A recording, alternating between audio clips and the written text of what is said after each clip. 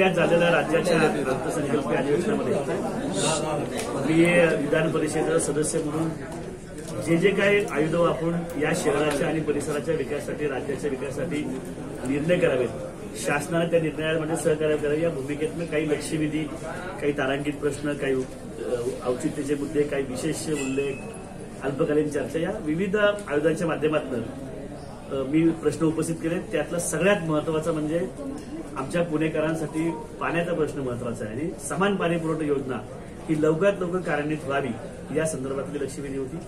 आणि सुदैवानं सभापती महोदय आणि नगरविकास राज्यमंत्री माधुरताई मिसाळ यांच्याबरोबर ही बैठक होणार आहे. दुसरा आमचा कात्रज कोंढोरचा विषय आहे, त्या संदर्भामध्ये सुद्धा उद्या जिल्हाधिकाऱ्यांची बैठक आहे, त्याचा विषय मी सभागृहामध्ये घेतला.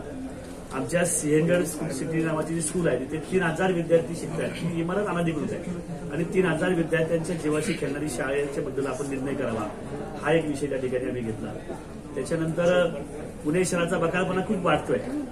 ज्या ज्या ठिकाणी महानगरपालिका, पीएमआरडीए रिझर्वेशन टाकते, लोकहिताची रिझर्वेशन टाकत असताना त्या जागेवरती काही व्यापारी अनधिकृत प्लॉटिंग करतायत, हिलटॉप हिलस्लो तोडतायत. त्या संदर्भाची लक्षवेधी करून आमचा पुणेकरांचा बकालपणा थांबवा आणि कुदळवाडी होऊ देऊ नये अशा भूमिकेची एक लक्षवेधी लावली.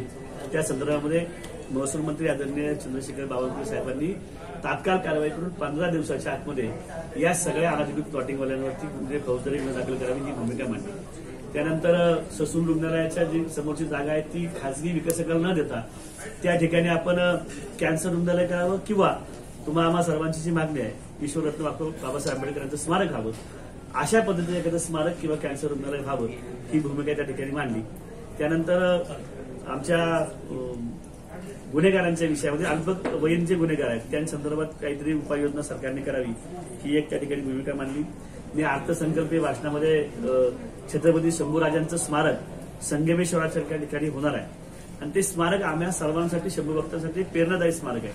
तशाच पद्धतीचं स्मारक ज्या ठिकाणी आत्ताचा धर्मवीर गड आहे त्या धर्मवीर गडावरती शंभूराजांनी 29 दिवस त्या औरंग्याबरोबर लढाई लढली, यातना सहन केला आणि तो गड सुद्धा आमच्या सर्वांसाठी प्रेरणादायी आणि ऊर्जावान गड आहे. तिथे राष्ट्रीय स्मारक व्हावं याची भूमिका मी त्या ठिकाणी मांडली. डॉक्टर बाबासाहेब आंबेडकरांच्या संविधानाने या देशाला एक प्रगल्भ आणि बलशाली लोकशाही मिळाली आणि भविष्यामध्ये या संविधानावरती विश्वास ठेवून नरेंद्र मोदी साहेबांच्या माध्यमातून हा देश जगामध्ये महासत्ता बनणार आहे. आणि म्हणून त्या पवित्र संविधानाला 75 वर्ष पूर्ण होत आहेत. त्यावर सुद्धा आपलं मत व्यक्त करण्याचं सौभाग्य मला सभागृहामध्ये मिळालं. त्याच्यानंतर संत शिरोमणी सावता महाराज हे आपल्या राज्यातले सगळ्यात पहिले संजीवनी समाधी घेणारे संत होते.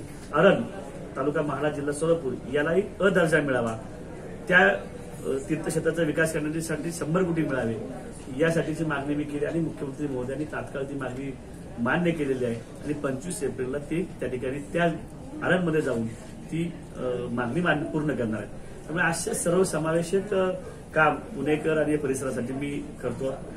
त्याच्याशी आपल्याला संवाद साधण्यासाठी आज पत्रकार परिषद होती. आपण सगळ्यांनी सहकार्य केलं त्याबद्दल आपल्या सर्वांनी दुसऱ्या महापालिकेचा उल्लेख केला, त्याच्याबद्दल थोडक्यात सांगा की कशी रचना असेल त्याची. पुणेचं भौगोलिक क्षेत्र आता आशियातलं सगळ्यात मोठं क्षेत्र झालेलं आहे. लोकसंख्या जरी कमी असेल तर भौगोलिक क्षेत्र मोठं आहे आणि 2000 साधारणतः 40 पर्यंत ही लोकसंख्या प्रचंड वाढणार आहे.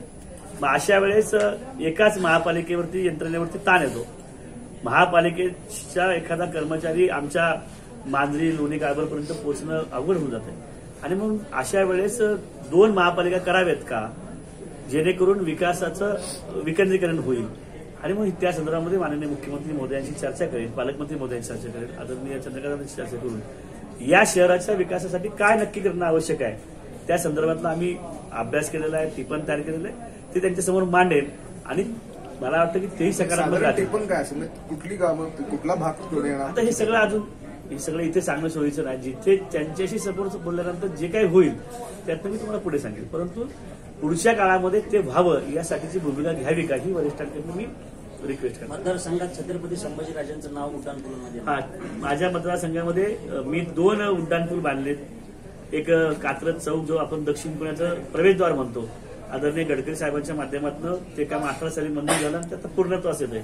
डिसेंबरमध्ये हा पूल आपण खुला करतो आणि त्या पुलासाठी तुमचं आमचं सर्वांचं दैवत धर्मवीर शंभू छत्रपती संभाजी महाराज उड्डाणपूल असं आपण त्याचं मागणी केलेली आहे. ते लवकरच मंत्रिमंडळामध्ये येईल. आणि दुसरा उड्डाणपूल मी मांजरीच्या रेल्वे गेटच्या ठिकाणी केला. त्यालाही ते आमचं तुळापूरला जाणारं पुणेकरांचं प्रवेशद्वार असल्याने त्याही पुलाला धर्मवीर छत्रपती संभाजी महाराज उड्डाणपूल नाव द्यावं अशी एक मागणी सभागृहामध्ये गेली आणि ती लवकरात पूर्ण होईल.